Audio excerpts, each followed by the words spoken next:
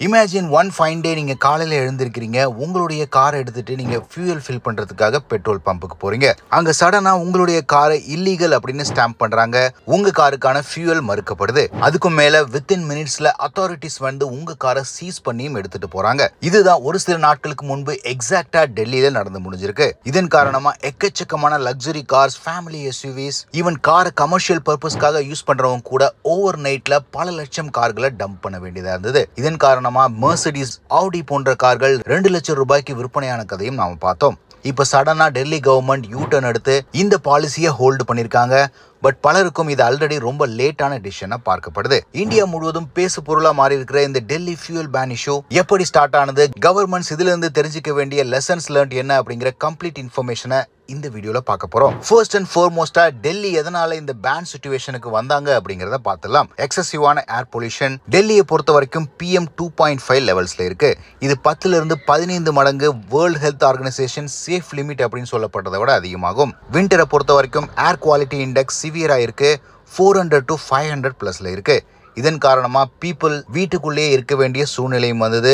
ஸ்கூல்ஸை shut down பண்ற அளவுக்கு இந்த நிலைமை மோசமானது. இதை ஒரு கம்பேரிசனுக்கு சொல்லணும் அப்படின்னா, நீங்க ஜஸ்ட் டெல்லியில இருந்தீங்க அப்படின்னாலே ஒரு நாளைக்குள்ள 10 சிகரெட் பிடிக்கிறதுக்கு சமமாகும். இதன் காரணமா டெல்லியை சுற்றி எப்படி பொல்யூஷன் உருவாகுது அப்படிங்கிற கணக்கெடுப்பு எடுத்தாங்க.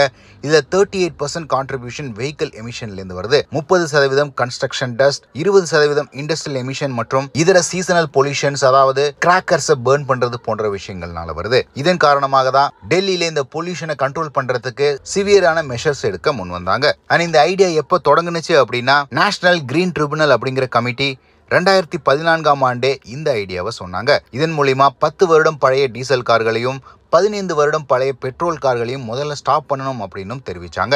இந்த பிளான் நிலுவையிலே இருந்தது. 2018ஆம் ஆண்டு சுப்ரீம் கோர்ட்டும் இந்த NGT சொன்னதை அமல்படுத்தணும் அப்படின்னு தெரிவிச்சாங்க. 2021-22ஆம் காலகட்டத்தில் ஸ்கிராப்பேஜ் பாலிசியை புஷ் பண்ணாங்க. ஜனவரி 2022ஆம் ஆண்டுல இருந்து டீரெஜிஸ்ட்ரேஷன் பண்றதுக்கும் ஸ்டார்ட் பண்ணாங்க. 2024ஆம் ஆண்டுல இருந்தே ஃபியூயல் ஸ்டேஷன்ஸ்ல கேமராஸை ஃபிட் பண்ண தொடங்கிட்டாங்க. Commissions for air quality management April அல்லது ஜூலை 2025ல இந்த 10 வருடம் பழைய டீசல் கார்கள் அல்லது 15 வருடம் பழைய பெட்ரோல் கார்களுக்கு ஃபியூயல் ஃபில் பண்ண கூடாது அப்படின்னு ஏற்கனவே தெரிவிச்சிருந்தாங்க. சோ இதுதான் எக்ஸாக்டா ஜூலை 1ஆம் தேதியில இருந்து கடைபிடிக்கப்பட்டது.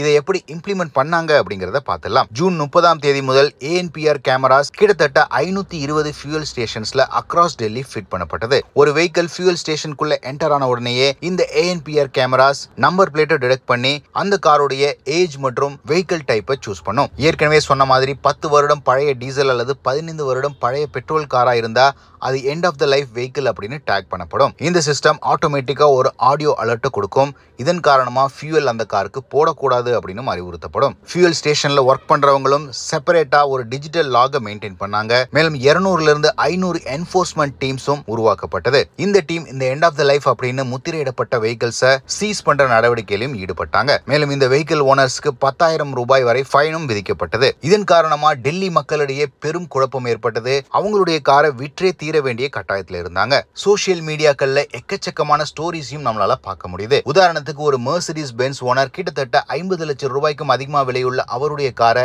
வெறும் 2.5 லட்சம் ரூபாய்க்கு விற்பனை செஞ்சிருந்தா கோட் பண்ணியிருந்தாரு. வெறும் 10 ஆண்டுகளே பழைய நல்ல கண்டிஷன்ல இருந்ததாகவும் வேற வழியே இல்லாம விற்பனை செஞ்சதாகவும் தெரிவிக்கிறாங்க. இது மாதிரி பல ஸ்டோரிஸ் சோசியல் மீடியால வந்தது. பலரும் கவர்மெண்ட்டுக்கு எதிராக இந்த இம்ப்ளிமெண்டேஷனை கிரிட்டிசைஸும் பண்ணாங்க. இப்போ சடனா டெல்லி கவர்மெண்ட் இந்த ஃபியூயல் பேனை ரிவர்ஸ் பண்ணிருக்காங்க. இது பலருக்கும் பெரிய ரிலீஃபை கொடுத்தாலும் ஆல்ரெடி இது டூ லேட் அப்படின்னு சொல்ற அளவுக்கு எக்கச்சக்கமான கார்கள் விற்பனையும் செஞ்சு முடிச்சாச்சு. மேலும் ஏற்கனவே சீஸ் பண்ண வெஹிக்கிளை எப்படி ரிட்டர்ன் பண்ணணும் அப்படிங்கிற பாலிசியும் கொடுத்திருக்காங்க. இது வெறும் டெல்லியில மட்டும் கிடையாது.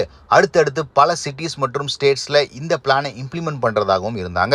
இந்த சம்பவம் கவர்மெண்ட்ஸ்க்கு பல முக்கியமான பாடங்களை கத்துக் கொடுத்திருக்கு. ஃபர்ஸ்ட் அண்ட் ஃபார்மோஸ்டா எந்த ஒரு பாலிசிக்கும் நல்ல இன்டென்ஷன் இருந்தாலும் கிரவுண்ட் ஒர்க் பண்றது எவ்வளவு முக்கியம் அப்படிங்கறத இந்த பிரச்சனை எடுத்து காட்டுது. பிளாட்டா 10 ஆண்டுகள் பழைய கார் அல்லது 15 ஆண்டுகள் பழைய கார் அப்படின்னு அந்த கார்களை ஸ்கிராப் பண்ணாம ஒவ்வொரு காரும் எவ்வளவு பொல்யூஷனை எமிட் பண்ணுது அதை பேஸ் பண்ணி ஸ்கிரீன் பண்ணி அந்த கார்களுக்கு சர்டிபிகேட் கொடுத்து அதன் பிறகு அது end of the life vehicle அப்படின்னு டேக் பண்ணா ரொம்பவே சிறப்பானதா இருந்திருக்கும். மேலும் இது மாதிரி பேன் பண்ணும்போது அந்த வெஹிக்கிள் ஓனர்ஸ்க்கு என்ன ஆகும், அவங்க கஷ்டப்பட்டு போட்ட பணம் என்ன ஆகும் அப்படின்னு யோசிச்சிருக்கணும். இது மட்டும் இல்லாம காரை தங்களுடைய வாழ்வாதாரமா பாக்குற பலரும் இருக்காங்க.